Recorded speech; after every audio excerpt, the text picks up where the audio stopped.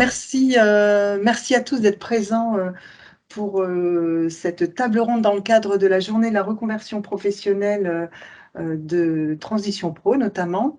Alors sur cette table ronde, nous allons parler comment se reconvertir sur les métiers émergents de la data et de l'intelligence artificielle.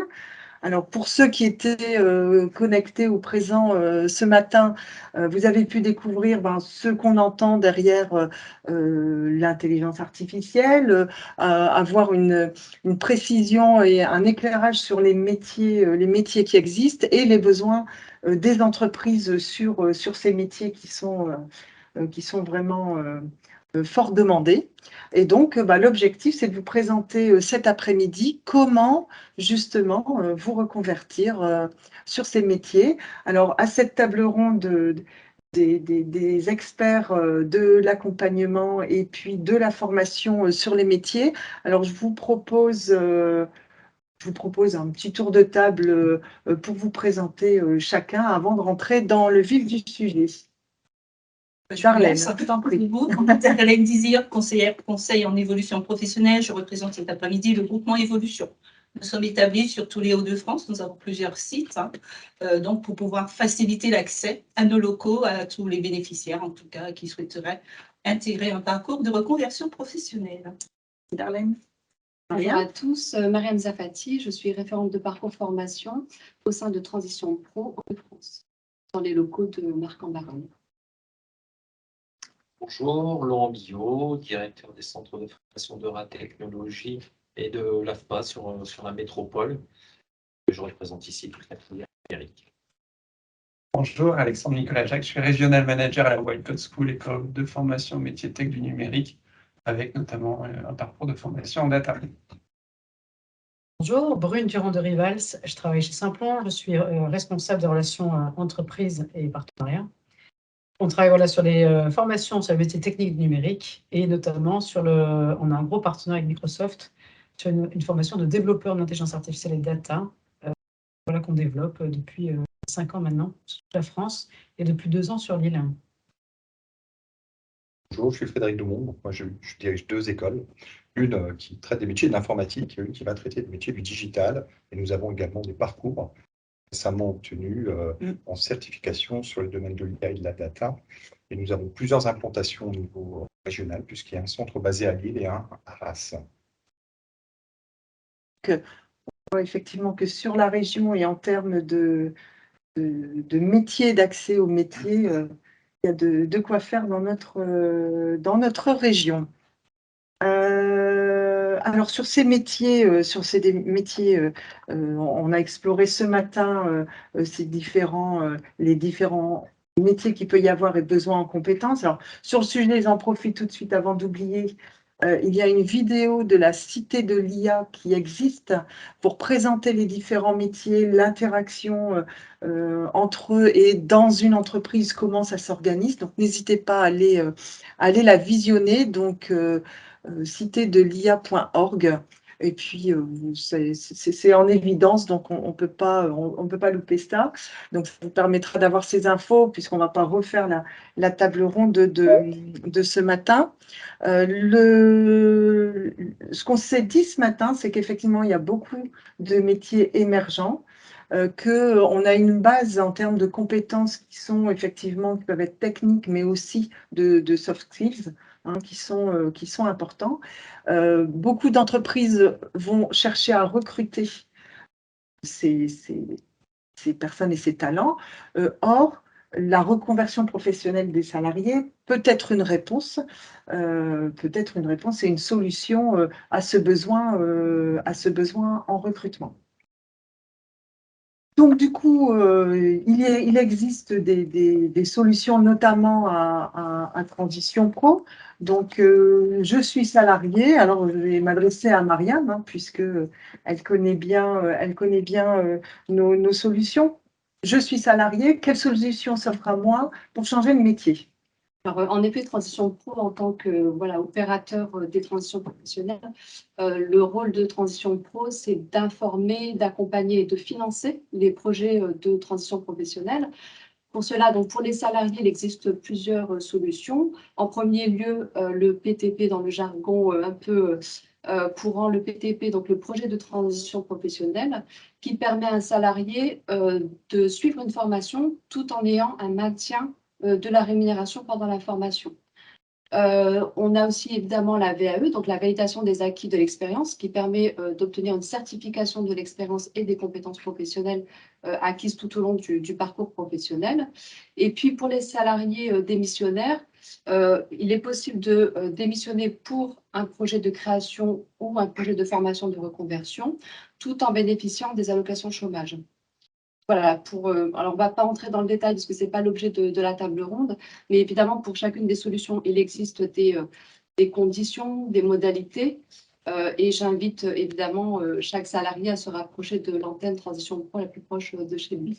Et du coup, alors si je suis un employeur, du coup, est-ce que je peux aussi proposer à mes salariés ou est-ce qu'il existe des solutions propres aux entreprises pour permettre le changement de métier aussi à mes salariés? Oui, Transition Pro accompagne également les entreprises dans le cadre du dispositif Transco, Transition collective. L'idée étant d'accompagner les entreprises de tout secteur et de toute taille dans les évolutions et les mutations qu'elles connaissent qui mènent à des transformations de métiers. L'idée étant de permettre aux salariés de ces entreprises de développer leurs compétences en lien avec ces mutations et de changer de métier. D'accord. Okay. Alors du coup, quels sont si demain je veux changer de métier, est-ce que tu peux nous expliquer un peu les étapes? Oui. Par quoi on commence La première chose à faire, c'est d'appeler Transition Pro. Donc, bien sûr. Évidemment, vous connectez au site internet Transition Pro de France et vous trouverez les coordonnées des différentes antennes de la région. Et puis, prendre contact avec Transition Pro permet d'être informé sur ces dispositifs de manière beaucoup plus concrète pour trouver la solution la plus adaptée à la situation du salarié et d'assister à des réunions d'information, voire rencontrer un référent de parcours qui va aider et accompagner le salarié, notamment dans le choix de la formation, de l'organisme de formation, etc.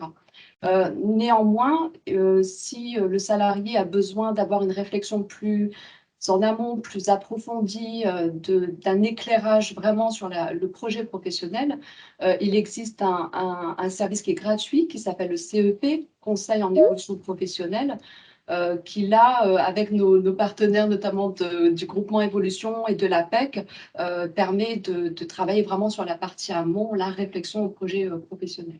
Oui, c'est ce que j'allais dire, parce que je peux très bien avoir envie de changer, pas trop savoir, j'ai pas trop d'idées ou alors je suis pas sûre. Donc, du coup, on s'oriente vers Darlene, c'est bien ça? Donc, Darlene, expliquez-nous ce conseil en évolution professionnelle, de quoi s'agit-il et comment ça se passe? Alors, déjà noter que le conseil en évolution professionnelle, c'est un service d'accompagnement qui est gratuit, donc ça c'est important, qui est personnalisé et puis aussi confidentiel. Hein. Donc, il y a certains salariés, par exemple, nous accompagnons les salariés qui sont sur le secteur du droit privé, donc dans des contrats de droit privé, et aussi les indépendants. Donc, certains salariés ne veulent pas forcément parler de leur projet à leur employeur, donc savoir que c'est un entretien confidentiel. Et partant de là, effectivement, il y aura un premier niveau d'accueil, hein, donc on va faire l'état des lieux, la demande par rapport à cela, écouter le besoin du salarié. Parfois, le besoin il peut être exprimé, disons, je veux changer de métier. Il s'agit d'interroger et vérifier si c'est une problématique avec le métier en tant que tel ou encore avec l'environnement professionnel. Donc, il y aura tout un travail. Et comme tout projet, un projet de vie ou etc., il faut vraiment le travailler pour être sûr de ne pas faire d'erreur, de ne pas perdre de temps, d'être efficace, avoir les bonnes informations pour initier le bon projet au bon moment. Bien sûr, on va travailler sur le projet, voir l'adéquation entre les besoins de cette personne, ses perspectives, comment est-ce qu'elle réfléchit son projet, mais également le mettre en parallèle avec elle, ce qu'elle est. Donc, forcément, il y aura un travail sur la connaissance de soi.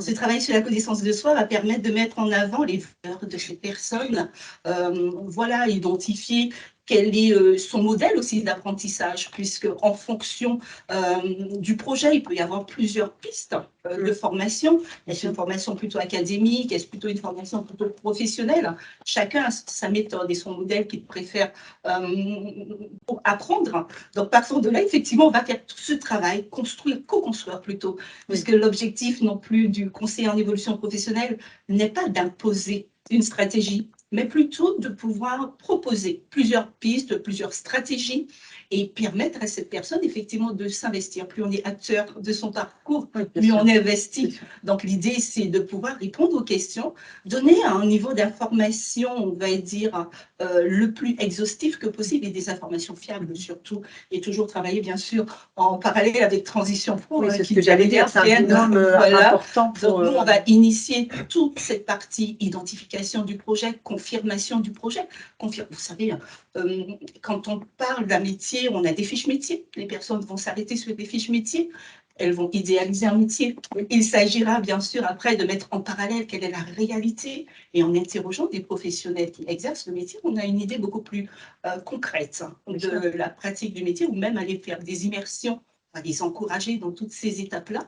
Une fois le projet confirmé, bien sûr, à ce moment-là, on va faire appel à notre partenaire le plus précieux, Transition Pro, pour la mise en œuvre du projet, en ce qui concerne le financement notamment, et puis parfois aussi les orienter vers des organismes de formation, puisqu'il y a des critères en fonction des dispositifs. Donc faire attention à tous ces éléments-là. Lorsque la personne va s'investir dans son projet, elle saura pourquoi elle y va, mais surtout comment elle y va. Tout à fait. Et comme ça sécurise et ça permet d'avancer plus sereinement. Et puis savoir qu'on est accompagné, on a un poids moins lourd sur soi dans les moments de doute, notamment. Je suis aussi là pour les encourager, voilà.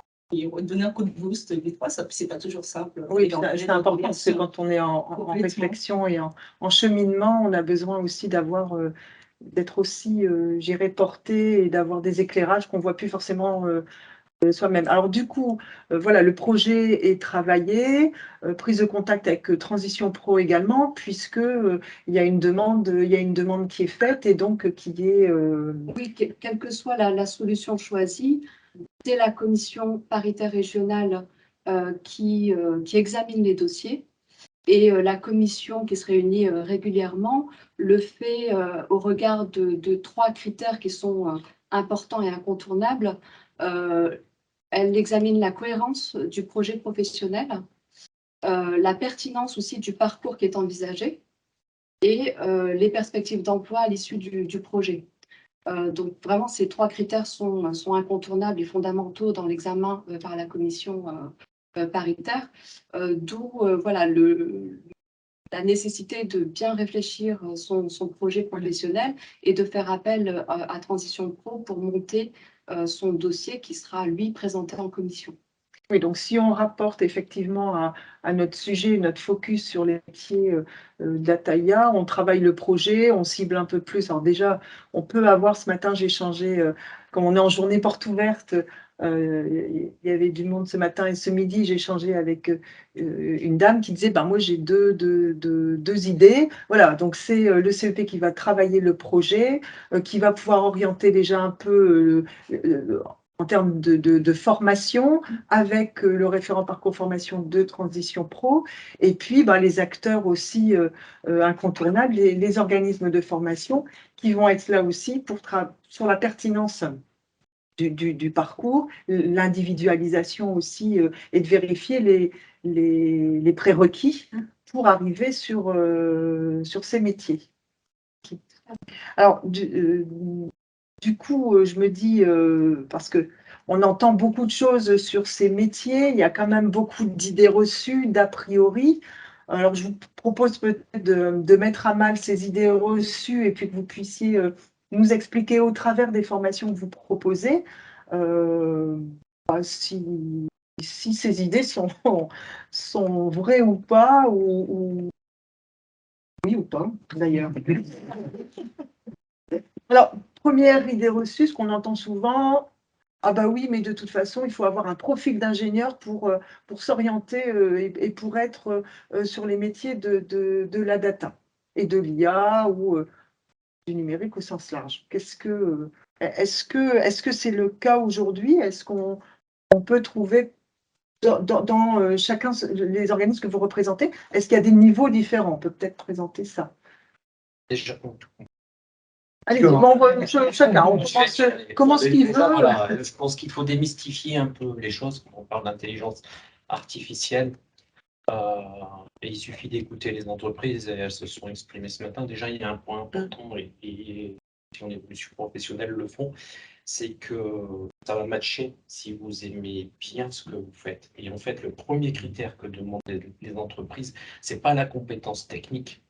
En fait, c'est est-ce que vous aimez, et c'est vous qui allez, c'est ça qui va vous faire mettre en avant.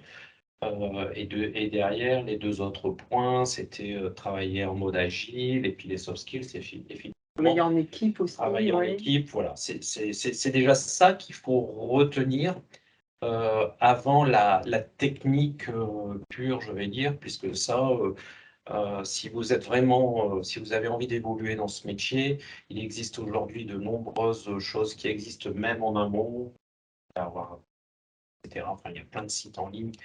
Et les candidats qu'on voyait, c'est ça en fait. À un moment donné, ils ont été découverts, etc. Et nous, tous les organismes de formation qu'on est ici présents, et vous, etc., on va se charger des immersions, que ce soit en organisme de formation auprès des entreprises, voilà, pour être sûr d'avoir un projet qui soit bien ficelé et qui ne pose pas de soucis en commission, pour pas que ce soit un échec. Après, je serais tenté de dire, on a eu différents exemples et différentes illustrations ce matin. Quelqu'un qui a travaillé dans le corps, quelqu'un qui a travaillé en médecine, tous les secteurs. Voilà. En fait, c'est ce qui est recherché avant tout, c'est un peu cette double compétence et la personne qui va évoluer, voilà, sur un autre segment, qui va pouvoir apporter une réponse à un secteur où les entreprises aujourd'hui sont demandeuses. C'est ça qui va faire qu'à un moment donné, il va y avoir le déclic, plus qu'une compétence, je serais tenté de dire, je vais vulgariser, mais Bac plus 12, c'est pas ça qui aujourd'hui est forcément recherché dans le secteur. À partir de quel niveau, j'ai envie de dire, les formations commencent sur ces métiers?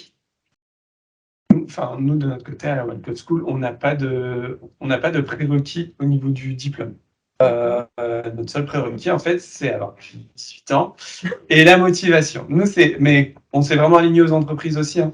Alors, en fait, juste un peu modéré, on a des entreprises aujourd'hui qui sont encore alignées sur on veut de l'ingénieur. Oui, c'est ce qu'on disait ça, un peu ce matin. Il y en a encore des entreprises comme ça, mais de plus en plus. Et je pense qu'on ne serait pas là tous les quatre. On a des entreprises qui aujourd'hui sont en train de diversifier l'origine de leurs salariés. Et c'est ça qui est important. Donc nous, on n'a pas de prérequis, c'est la motivation et c'est tout. Après, on va plutôt, alors nous, de notre côté, on va faire des tests techniques. Des tests techniques, on le dit aux candidats, vous pouvez vous planter en fait, il n'y a aucun souci. Nous, dans tous les cas, il y a un débriefing derrière avec un formateur, un technicien, qui va échanger avec le candidat pour voir en fait, nous, ce qui nous intéresse, est-ce que la personne réfléchit bien? Est-ce qu'il y a la bonne logique, la bonne méthodologie? Si derrière la personne s'est plantée, c'est pas grave, on a les 5 mois de formation, voire l'alternance derrière, pour ensuite avoir toutes les connaissances techniques à acquérir. Une fois que la tête est bien faite, on sait qu'on pourra mettre les connaissances. Si elle lui en plus se travaille effectivement sur les soft skills, et c'est vraiment un travail important, on le dit à nos élèves tout au long de la formation, il faut vraiment faire ce travail-là. Derrière, il devrait y avoir des soucis. Oui, c'est vrai que pour avoir échangé déjà avec toi, Brune, on est aussi sur des bases importantes, mais enfin, je laisse. Oui, bien sûr. Alors, nous c'est vraiment aussi la motivation. C'est évidemment une forte appétence quand même sur le numérique. Hein. Et c'est vrai qu'on demande, même s'il n'y a pas une logique de niveau de diplôme, on demande quand même une certaine logique algorithmique et mathématique. On se rend compte quand même qu'avec ce background, les jeunes ou les apprenants, on appelle les apprenants, sont quand même en situation de réussite. On voit vraiment que voilà, les gens qui sont un peu câblés scientifiques, sont plutôt bons sur la partie IA et data. Qui semble logique aussi. Qui semble assez logique, mais voilà, on a des gens qui sont quasiment niveau bac scientifique, qui n'ont pas forcément fait d'autres études et qui ont très très bien réussi. Je pense notamment à Arthur qui est venu pitcher et qui maintenant est data scientist chez Rocket. Et alors, ce que je voulais dire aussi, qui rejoint quand même pas mal de transition pro, c'est qu'on a aussi, nous, chez Simplon, en fait, on travaille beaucoup la reconversion. Oui. Et ce sont des gens qui, malgré tout, alors n'ont pas forcément un bac+5 comme un ingénieur, mais ont une espèce de maturité, je trouve, antérieure, parce qu'ils ont une histoire, finalement, d'expérience professionnelle, qui fait qu'aujourd'hui, voilà, ils ont les codes de l'entreprise, ils sont plutôt bien câblés pour apprendre finalement tout ce qui est data et intelligence artificielle. Et du coup, nous, on a des retours d'entreprises qui sont quand même excellents, en nous disant que voilà, en fait, en faisant des recrutements, typiquement, un jeune qui sort d'une école d'ingénieur et les personnes qui sont en reconversion, il les trouve beaucoup plus opérationnels, beaucoup plus terrain, beaucoup plus quand même compétents. Et les ingénieurs, peut-être plus dans la théorie, en tout cas ceux qui sortent d'école d'ingénieurs. Donc voilà, donc je trouve, voilà, en tout cas les entreprises sont de plus en plus ouvertes, moi je trouve en effet, à ces profils qui ne sont pas forcément ingé, bac+6, voilà. Et Donc en plus, nous, enfin, typiquement, on propose une formation qui est entre 7 et 9 mois et qui donne un niveau quand même bac+3, 4 dans tout ce qui est data science, enfin, qui est au RNCP. Et voilà, donc du coup, ce sont des formations très, très intensives qui permettent aussi d'avoir un bon niveau, en tout cas, en niveau compétences techniques. Oui, parce qu'il y a des passerelles qui sont possibles. Et puis après, tout dépend des métiers. On va avoir des métiers où dans l'entreprise, l'objectif est de mettre en place les projets d'IA. Ben, je pense au chef de projet IA que posé. Alors, effectivement, je rejoins tout ce qui vient d'être dit. Il n'y a pas besoin de toute façon d'une entreprise à une autre, les métiers, on ne va pas rechercher les mêmes compétences et le même niveau de compétences. Des fois, pour les mêmes intitulés de poste, c'est important de le savoir. Donc, on doit toujours s'adapter et c'est vraiment dans le positionnement, l'accompagnement du candidat avec son projet, sa volonté, certaines aussi appétences cognitives. On ne fera pas des ingénieurs avec des informaticiens, avec tout le monde, il faut se le dire. Mais il n'empêche que les reconversions sont là, elles existent, on en a régulièrement. On a reconverti des comptables, des chimistes à ces métiers et très rapidement, et comme vous le disiez, effectivement, avec un background et des compétences professionnelles, des soft skills qui sont aujourd'hui très importantes. On est même amené, voilà, je faisais juste une présentation à mes apprenants tout à l'heure sur ces sujets-là, avec des formations qui sont maintenant dans les parcours, on est obligé, parce que effectivement, la première chose que demande l'entreprise, c'est ce qu'elle va vérifier. Après, sur les niveaux de formation, au fil de l'eau, ce qu'on remarque aussi, c'est que des gens, des fois en conversion, où le projet, ils sont arrivés nous voir, ils sont arrivés un peu timides en disant, est-ce que c'est vraiment pour moi? Une année de formation, et puis après, voilà, ça part et ça sort au niveau 7, +5. C'est assez habituel. Donc, il ne faut pas avoir peur de ça. C'est vraiment, et je pense qu'il faut que les gens comprennent qu'on rentre dans un parcours qui peut être, dans un premier temps, une première étape qui aboutira vers de l'insertion, ou même des fois, on ira plus loin et on ira peut-être plus loin avec une entreprise aussi. C'est ce qui est important de connaître. Et je pense que ce qui est important de bien noter quand on est candidat, quand on a envie de bouger comme ça, c'est qu'il existe un panel de formations qui sont tout aussi différentes. Pas forcément sur le contenu, la compétence, mais sur le fonctionnement. Par exemple, ce matin, qu'une personne, voilà, elle voulait continuer son job, mais qu'elle allait en formation, c'était le samedi, ou alors c'était en distanciel, etc. Et en fait, tous les acteurs qui sont ici proposent un grand nombre de choses, et je serais tenté de dire, soyez curieux, curieuse, venez voir tout le monde, et vous trouverez chaussures, je suis sûr, à votre pied. Vous serez aiguillé dans un secteur qui parfois peut encore faire peur. Je veux dire, et notre rôle à nous, c'est justement de démystifier. Mais le projet, il sera construit avec qui que ce soit. Mais voilà, il faut être curieux, avoir l'envie, la motivation et voir ce qui se passe. On prendra différents niveaux, je pense qu'il n'y a pas de souci, mais il y aura un cursus qui sera adapté aussi à chaque niveau, où parfois une personne sera mieux dans tel organisme ou dans tel endroit, une autre dans un autre, parce que il y a tout un parcours avant qui fait que, voilà, tout simplement. Je pense qu'il faut dire aussi que les formations, toutes celles qu'on propose, on s'oriente vers bien souvent l'apprentissage par projet. C'est-à-dire que voilà, c'est du concret tout de suite. La théorie, on la met de côté, on prend ce dont on a besoin pour faire du concret. Et ça aussi, ça permet à des gens vraiment découvrir des métiers et tout de suite accrocher. Ouais, c'est très opérationnel. Et c'est très opérationnel. Et c'est le métier. Et Les c'est le métiers métier. sont Bien sûr. faits Voilà. autour de projets très concrets. Et c'est ce que, au final, c'est ce que regardent les entreprises. Nous, Bien sûr. on le dit à nos élèves, hein, ce que vous regardez les entreprises, c'est votre profil LinkedIn et votre portfolio. Donc nous, on insiste énormément dans la pédagogie de faire beaucoup de projets. Alors, bien entendu, dans le cadre de la formation, on sort avec des projets, avec un portfolio assez conséquent. On leur dit aussi, faites des projets personnels. Ce qui montre aussi l'implication qu'on met dans sa reconversion et dans sa formation.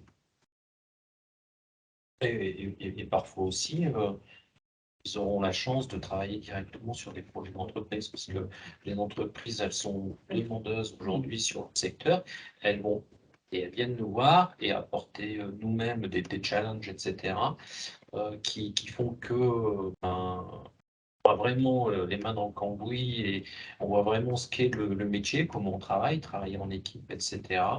Parce que c'est vrai, c'est quand même quelque chose quand même de spécifique et ça, je pense que c'est top.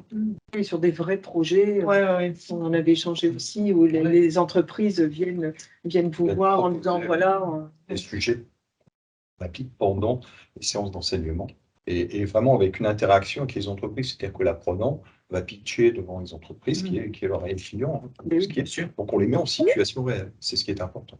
Oui, et puis parfois, en fait, en prévision d'alternance, l'entreprise, quelques mois avant la fin de la formation, posait finalement des use cases, ce qui permet à l'apprenant aussi d'être très, très opérationnel, enfin, de bien comprendre finalement les sujets, les problématiques de l'entreprise avant d'arriver en alternance. Ça, c'est assez important et nous, on le propose systématiquement aux entreprises.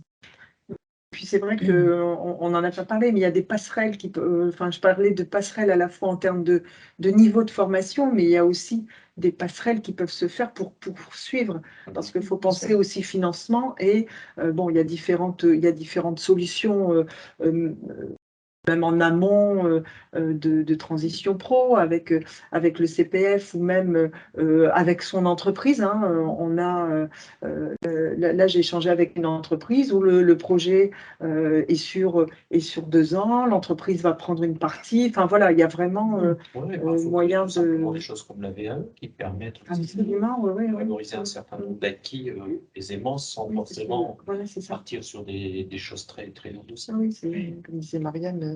Tout à fait. Bon, donc pas besoin, on peut devenir ingénieur progressivement, mais au départ, la motivation, quand même l'appétence sur cette logique et sur les chiffres, quand même, j'imagine, Surtout, un c'est point la important. première compétence, le métier d'origine, qui fait que Oui. On en a partir dans un secteur peut-être parfois bien précis. Ça veut dire que c'est pas non plus, faut pas penser qu'on va faire une rupture totale avec parfois ce qu'on en a fait dans le passé. Oui, et c'est ce qu'on disait ce matin, effectivement. Voilà, c'est de se dire la double compétence, l'entreprise va rechercher, c'est ce que je disais tout à l'heure. On sait par exemple la reconversion sur la data et l'IA est assez évidente, par exemple, sur les métiers scientifiques. Oui. Tout ce qui est, par exemple, nous, on a un professeur, par exemple, de mathématiques qui s'est reconverti, ou des gens qui ont un petit background en sciences, et qui finalement, les atterrissages métiers ne les intéressaient pas forcément, ils avaient une grosse appétence sur l'informatique, et ils basculent finalement sur la data science, ou sur l'IA, voilà. Donc là aussi, l'idée reçue, pour revenir sur nos idées reçues, l'idée reçue de il faut absolument être très bon en maths, c'est la logique. C'est la logique. Moi, j'ai l'expérience en accompagner une personne qui a fait du droit, qui va s'intéresser à la protection des données. Ah oui, absolument. C'est vrai que c'est un métier qu'on a évoqué ce matin. De la data, pour lequel il n'y a pas forcément besoin d'avoir la compétence scientifique. La data, on la retrouve partout et maintenant, ça va impacter quasi tous les métiers. Oui. Donc, c'est vrai, on a eu des personnes qui ont fait le parcours data analyst, des anciens RH, maintenant qui font de la data appliquée aux ressources humaines. Bien sûr. Donc, on a eu des profils scientifiques, mais on a des profils non scientifiques. Et dans tous les cas, c'est pareil. Dans la data, il y a tellement de métiers aujourd'hui que l'appétence avec la logique mathématique, on peut l'avoir plus ou moins aujourd'hui. Des métiers comme data storyteller, ou des spécialistes de la visualisation de données, c'est des personnes qui vont être un peu moins sur l'analyse et beaucoup plus sur l'aspect communication de la donnée. Et c'est aujourd'hui des compétences qui sont aussi recherchées dans les entreprises. On a des ESN spécialisés dans la visualisation de données. Bien sûr. Parce que pour la logistique, par exemple, Ah le traitement des anomalies, des colis, etc. Mais en effet, sur la conversion, ce qui est intéressant, c'est en effet les services qui sont touchés, parce qu'on a l'impression que c'était que le SI ou le service data. Aujourd'hui, ce sont les RH, la finance, le marketing, La supply chain. Ouais, tous les services finalement ont besoin, et comme tu disais, la data vis ou voilà, permet quand même il y a des niveaux aussi un peu différents. On n'est pas obligé d'avoir un data scientist pour finalement partir sur un métier sur la data. Voilà, il y a différents niveaux et ça touche en effet tous les services d'entreprise. Et c'est pour ça qu'en fait, quand vous vous orientez dans ce secteur, dans ce métier, vous n'allez pas forcément, comme on peut le trouver logiquement, on pourrait le penser, travailler dans une boîte du numérique ou dans une ESN, c'est-à-dire qu'aujourd'hui, ce sont les entreprises, les clients finaux, qui recrutent directement aussi. Et donc là aussi, parfois, il faut part avec une image, mais non. Aujourd'hui, ce sont les entreprises, parler des banques, des assurances, elles recrutent en direct aujourd'hui sur ces secteurs-là. Et puis on a aussi de ce fait, comme ça touche l'ensemble des métiers, maintenant dans les formations, des modules ou des parties IA puisque ça intègre l'ensemble des métiers. Ouais, et en fait, ça rejoint quand on disait tout à l'heure, en fait, à un moment donné, les personnes vont s'engager dans un parcours. Les entreprises, parfois, en fonction de leur taille, elles savent pas encore forcément ce que ça peut leur apporter, etc. Mais parfois, c'est aussi collaborateur en s'engageant dans un projet qui va pouvoir apporter aussi quelque chose et se reconvertir au sein même de l'entreprise. On a cité des exemples. C'est ça qui est important. Oui, les mobilités internes. On peut changer de métier dans son entreprise et partager le projet. Et c'est vrai que c'est effectivement l'idée de se dire, parfois les entreprises cherchent en externe, mais il y a les compétences et les potentiels sont là en interne. On peut tout à fait changer de métier. Et changer de métier, mais pas forcément de secteur d'activité ou pas d'entreprise. Oui, voilà, c'est ça. Oui. Nous, par exemple, je monte une promotion sur le secteur bancaire, justement, banque, assurance, mutuelle. Et voilà, et donc vraiment, ce sont des reconversions potentielles, finalement, sur leur cœur de métier, mais qui va évoluer sur des métiers numériques.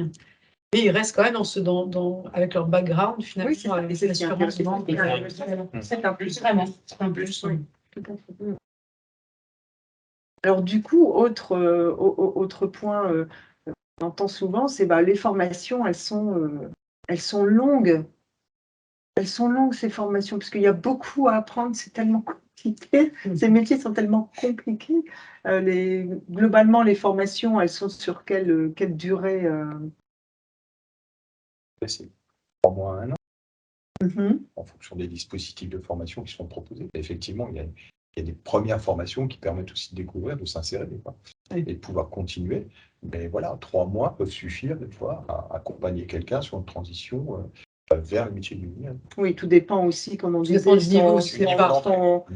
son background.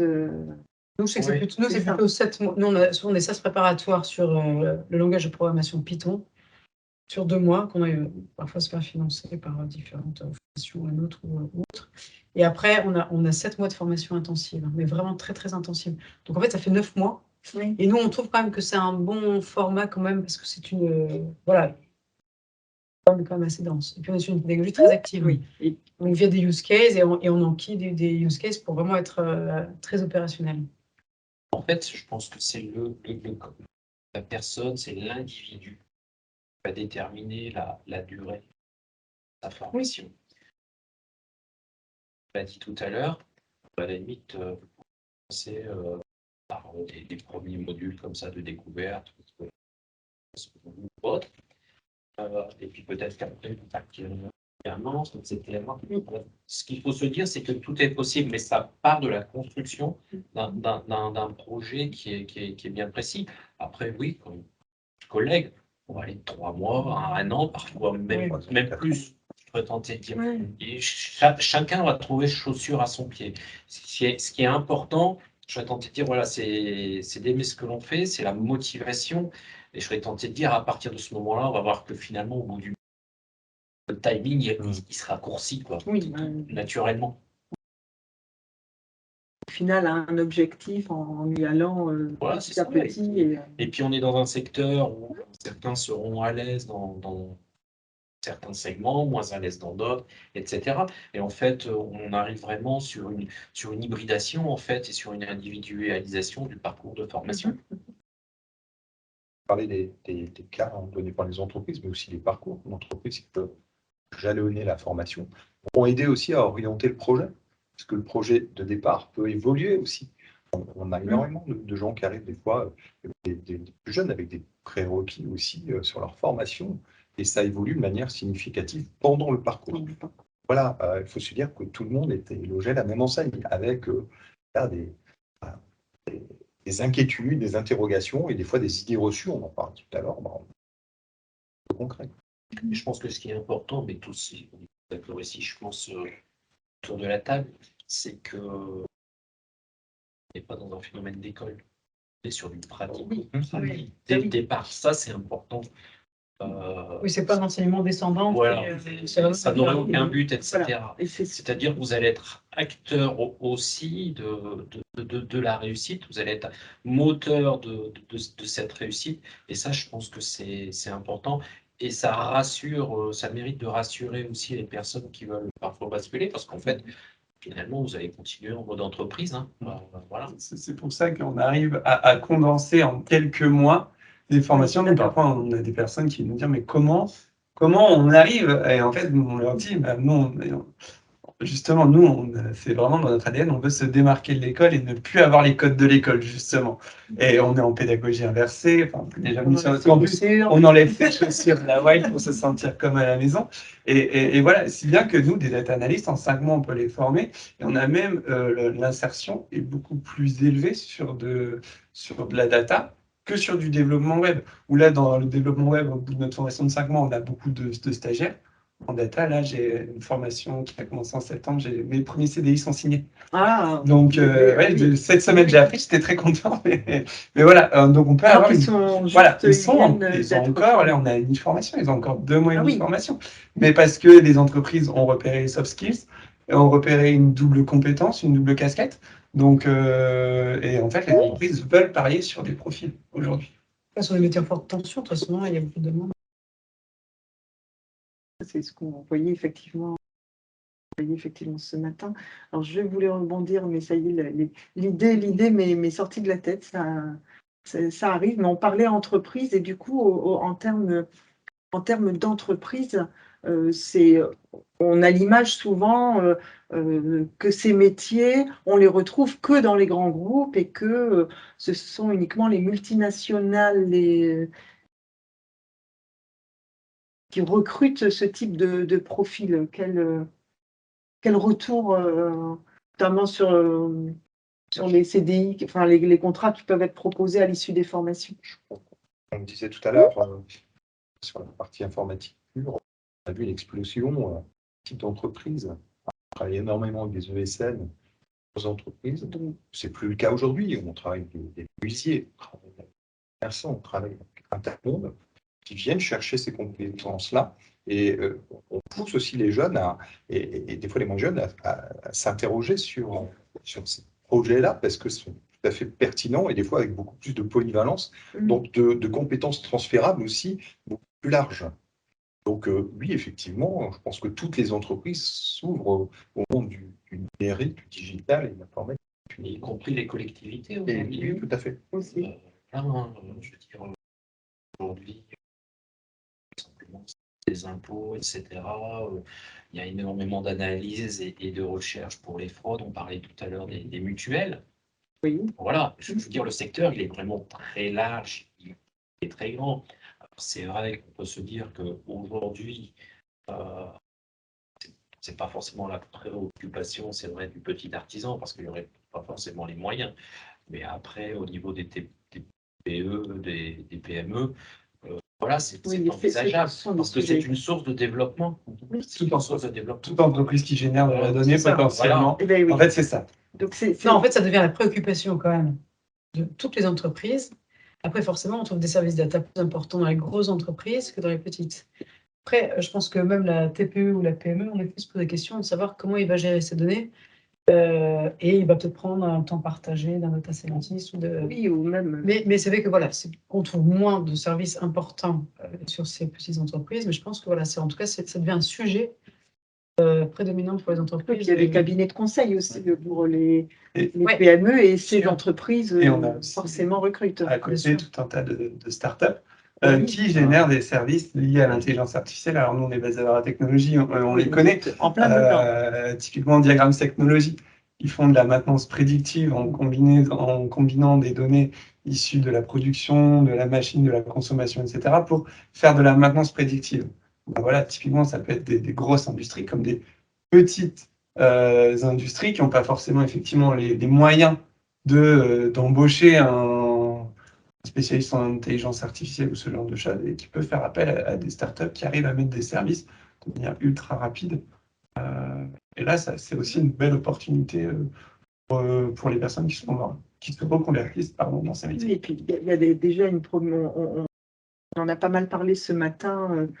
Je ne veux pas non plus frustrer les personnes qui n'étaient pas là ce matin, mais c'est pas vrai que j'essaie de faire des rappels, mais que oui, on dit data IA parce qu'à l'origine, c'est bien de la donnée, la base c'est la donnée, cette donnée il faut la collecter, du coup il faut s'organiser pour pouvoir la collecter, il faut pouvoir l'organiser, la rendre Oui. accessible Et mais le départ pour la petite entreprise, c'est de la collecter. Vous pouvez jouer, en fait, vous pouvez faire de l'IA que si votre donnée finalement est bien exploitée. Voilà, parce qu'en fait, on part de la donnée pour faire de l'IA. Il peut avoir cette brique finalement prédictive qui va faire parler de la donnée. Et puis, autre point important, c'est que c'est vraiment un métier, parce qu'aujourd'hui, cette donnée, on ne peut pas en faire pas l'exploiter non plus n'importe comment. Donc, ça veut dire que derrière, il y a d'autres compétences aussi, et il y a d'autres signaux d'alerte à avoir. Et effectivement, c'est quelque chose qui devient de plus en plus prégnant, parce que c'est un potentiel d'évolution, de captation et de garder des clients, tout simplement, dans un registre qui est nous-mêmes normé. Et finalement, tous ces DPO, Oui, c'est ça. tous ces nouveaux métiers aussi juridiques qui sont liés forcément à l'évolution de ces métiers-là. C'est pour ça que de protection de la donnée. Ouais, tout à fait. C'est pour ça que quand on parle au sens large d'intelligence artificielle avec les conseillers, c'est important de voir aussi tous les dérivés qu'il peut y avoir à côté, parce que finalement, je serais tenté de dire aujourd'hui, ça génère énormément de besoins en termes de ressources. Et puis, ça génère pas mal de besoins. Alors, c'est vrai que c'est un sujet aussi qu'on travaille, je ne sais plus si je l'ai précisé en début de table ronde, mais sur Transition Pro, on travaille sur ce sujet pour pouvoir répondre à ce besoin en compétences. Et puis, on se rend compte, pour avoir traité le sujet, on se rend compte que c'est au plus on tire sur le fil, on découvre différentes facettes. Et puis, et on n'a pas encore tout découvert. On n'a pas encore tout découvert. La cybersécurité aussi, qu'on peut entrer dans tous ces métiers où il y a beaucoup de formations qui se développent. Et l'objectif, c'est aussi d'avoir un panel de formations qui puisse répondre au maximum à ces besoins. Donc, à ces besoins qui soient de grandes entreprises, au sujet des entreprises, et au sujet des entreprises, des entreprises au sens large. On fait de l'information, je pense, pour nos participants. On avait évoqué aussi à un moment donné, parce que bien sûr, on avait préparé un peu cette table ronde, on en a parlé un tout petit peu tout à l'heure, de la diversité des missions aussi dans les entreprises, et que forcément derrière un métier ou une formation, ou derrière une formation, on peut accéder à différents métiers, et que parfois l'intitulé, derrière l'intitulé de formation, il peut y avoir des postes et des atterrissages métiers qui peuvent être différents. Je pense que c'est le cas aussi pour les formations que proposées. Oui, nous, c'est ce qu'on dit à nos élèves, c'est ne regardez pas l'intitulé du poste, il faut regarder vraiment les missions, parce que un data analyst, en fait, c'est peut-être une fiche de poste d'un data steward ou de quelqu'un spécialisé en machine learning, etc., etc. Donc, nous, on leur dit, regardez vraiment les missions de la fiche de poste, regardez l'activité de l'entreprise, c'est vraiment là où vous allez vous rendre compte que, voilà, une entreprise qui appelle un data ingénieur, une autre qui appelle un data analyst, un spécialiste en machine learning, ce sera peut-être un data scientist quelque part. Donc, ça peut être un peu confusant, mais il faut juste avoir, ça faut bien paramétrer les outils de détection des alertes de recrutement et mettre juste data, et après on lit les fiches de poste. Ouais, et puis c'est la taille des entreprises aussi qui parfois fait que l'intitulé n'est pas le même. Mais je pense que voilà, à l'issue d'une formation, de toute façon, la personne est en capacité et sera en capacité bien identifier l'attendu et qui est derrière. Donc, moi, je pense que c'est pas le souci. Après, c'est que les formations sont assez larges. Nous, on a du développeur, par exemple, en intelligence artificielle, mais on a fait des atterrissages métiers, c'est du data analyst, du data engineer, du data scientist. Et selon, en effet, tout à fait la typologie de ce que recherche le service de l'entreprise, on peut se retrouver avec une offre d'emploi d'alternance sur data engineer, alors que là, ou data analyst, ou data scientist. Voilà, tout dépend l'orientation que l'entreprise veut mettre à son... Oui, puis j'imagine que peut-être, Darlene, dans votre accompagnement, il y a aussi cet éclairage-là qui est donné. Oui, cet éclairage, il est donné de manière globale, on dira plutôt.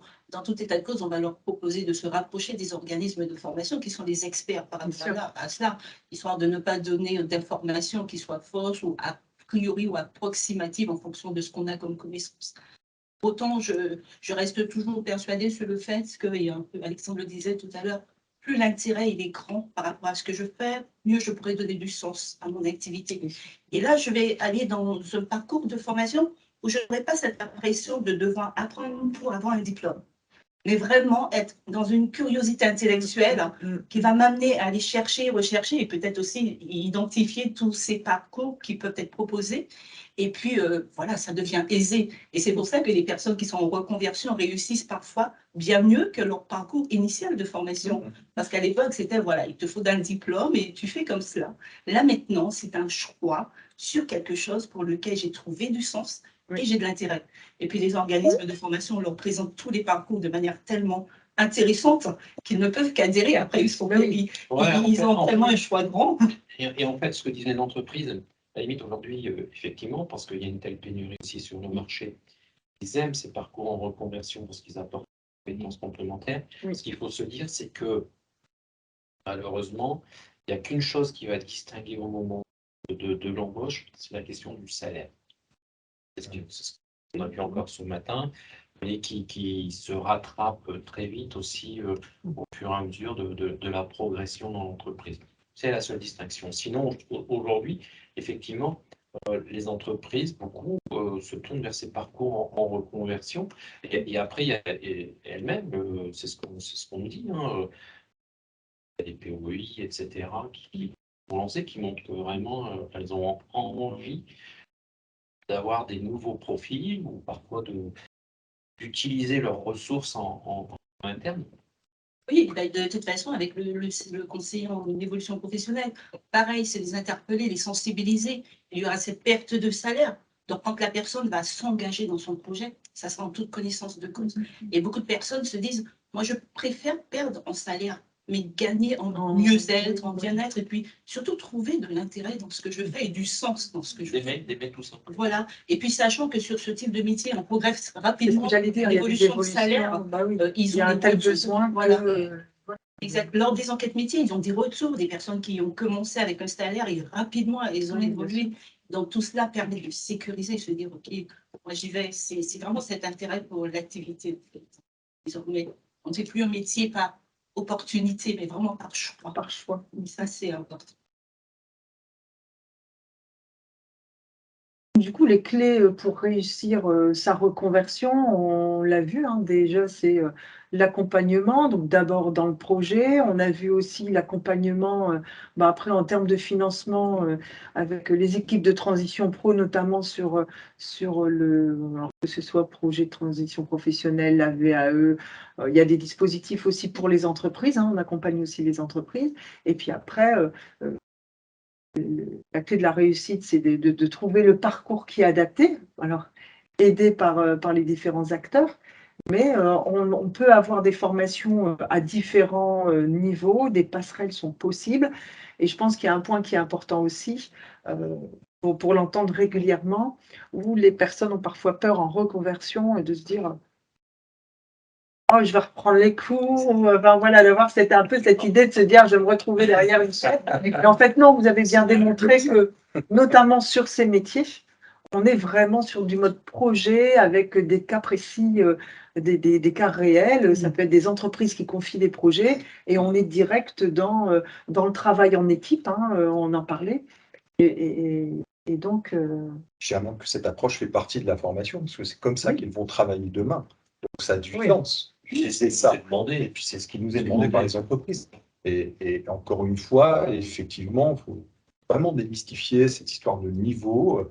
Voilà, il y a des parcours où on fait des paris avec des gens, on le fait avec eux et ça fonctionne. Et souvent, ce sont de magnifiques parcours.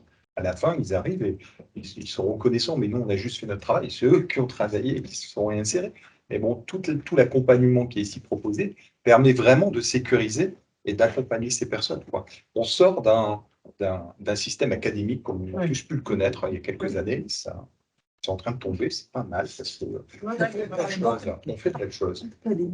Voilà, non mais on arrête. De toute façon, s'engager sur une reconversion et travailler dans les métiers du numérique, c'est s'engager à devoir apprendre toute sa vie, au final. Parce qu'on est sur des métiers qui évoluent, les technos évoluent très vite, les langages évoluent très vite, que de toute façon, si on ne fait pas ce travail, qu'on sorte d'une école d'ingé, qu'on sorte d'une formation courte, si on ne fait pas ce travail de réactualisation et d'apprentissage de nouvelles technos, en fait, très rapidement, on est complètement obsolète sur le marché du travail.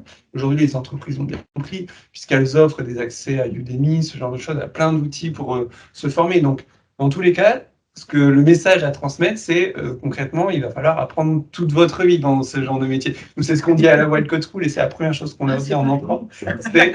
Nous, à l'école, on va vous apprendre à apprendre parce que c'est l'essentiel qui va gérer toute votre carrière derrière.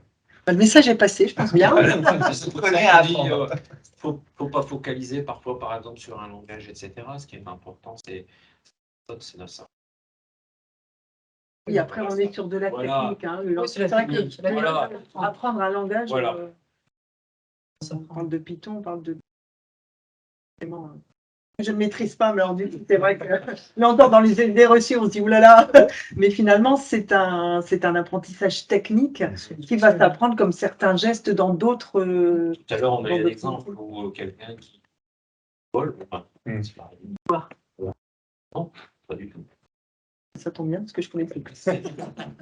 Mais c'est dommage qu'il faille à chaque fois qu'il y a un langage qui est utilisé par les entreprises repartir en formation. Bien sûr. Voilà, effectivement, on est sur des métiers, je pense que tous nos apprenants ont accès à des plateformes pour un auto-apprentissage, même pendant la formation, pour vraiment les mettre dans cette disposition-là qui est importante. Et puis parfois, dans les entreprises, même dans les ESN, vous avez toute une équipe. C'est que des développeurs JavaScript. Demain, il y a le commercial qui débarque. Les gars, j'ai trouvé un super projet. Bon, il est en PHP. On va pas dire à toute l'équipe JS. Donc, tout le monde se met à apprendre un peu de PHP, en fait. Après, on est vraiment dans de l'évolution de compétences où là, on n'est plus dans le changement de métier, on est bien dans l'évolution de compétences. Donc, on ne s'ennuiera pas en plus. Voilà, alors, on va pas allez-y, changez de métier, partez dans les métiers de la data, on ne s'ennuie pas. Si on regarde les stats, en effet, quand on voit la projection des métiers dans le numérique d'ici 10 ans, c'est là où il faut aller, bien sûr. Voilà. Sur la data, il y a des super peut-être en nuançant. Enfin, moi, je nuancerais un peu quand même. Enfin, vraiment faire ce travail de est-ce que c'est un métier, bien sûr. Parce qu'il peut y avoir aussi un effet de mode. On se dit, mais c'est l'Eldorado, de toute façon, on va y aller, on va trouver un job, on va avoir des super salaires. Enfin, faut vraiment quand même se poser la question, est-ce que c'est un métier qui est fait pour moi? Oui. c'est un vrai travail à faire avant d'entrer en formation. Je sais que les personnes qui font un dossier de Votre transition métier est pro, précieux en effet pour détecter les vraies L'adéquation entre motivations. le métier, la typologie personnelle et professionnelle de cette personne, c'est indéniable. Et faire des immersions. Bien en Complètement. Et c'est exactement ce qu'il en est, tout à fait, le Carrément. métier, et ne pas fantasmer simplement sur le métier parce que c'est un phénomène de mode, par exemple. On avait beaucoup d'ailleurs sur l'enseignement académique, moi je trouve. Hein. Oui. Quand on imaginait Oui. faire du droit, être, Complètement. défendre la juge et l'orphelin, machin, finalement, voilà, on n'a pas eu tout. Là, sur les formations courtes, déjà, je trouve qu'on est comme on est sur du use case. On a plus de projection sur notre quotidien après en entreprise. Ouais. C'est important. Donc, du coup, je voulais vous dire que ce n'était pas un hasard de vous avoir réunis sur cette table ronde, puisqu'on voit bien que l'ensemble des acteurs ici permettent justement de se reconvertir sereinement. Et puis, il faut oser le faire. C'est ce que disait ce matin notre témoin Élodie, qui sort de PTP et qui va évoluer dans son entreprise. Il faut oser à un moment donné, mais quand on est bien accompagné, ça se fait. Donc, Et c'est vrai, comme vous disiez, il y a des success stories qui sont juste géniales. C'est nous, notre petit Arthur, qui était barman ou écaillé à l'huîtrière et qui s'est lancé dans la data. Par exemple, moi, j'ai un jeune Ayoub qui est infirmier. Rien à voir. On se dit que voilà, c'est très, très différent la santé. En fait, c'est un des meilleurs. Il a raflé des concours sur la data science, voilà, sur l'IA. Donc, c'est top. Et on se dit, voilà. Il a été motivé, certainement qu'il avait une bonne. oui, pour comprendre et voilà. Donc, des belles histoires de reconversion.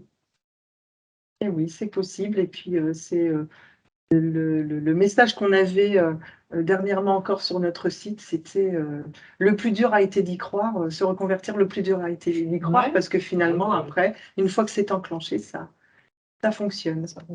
Je pense qu'on a pu passer de beaux messages pour nos participants. Un grand merci. N'hésitez pas à recontacter les différents organismes de formation et personnes. En tout cas, un grand merci à vous pour votre participation à cette table ronde. Merci beaucoup. Merci. Et puis, merci à tous.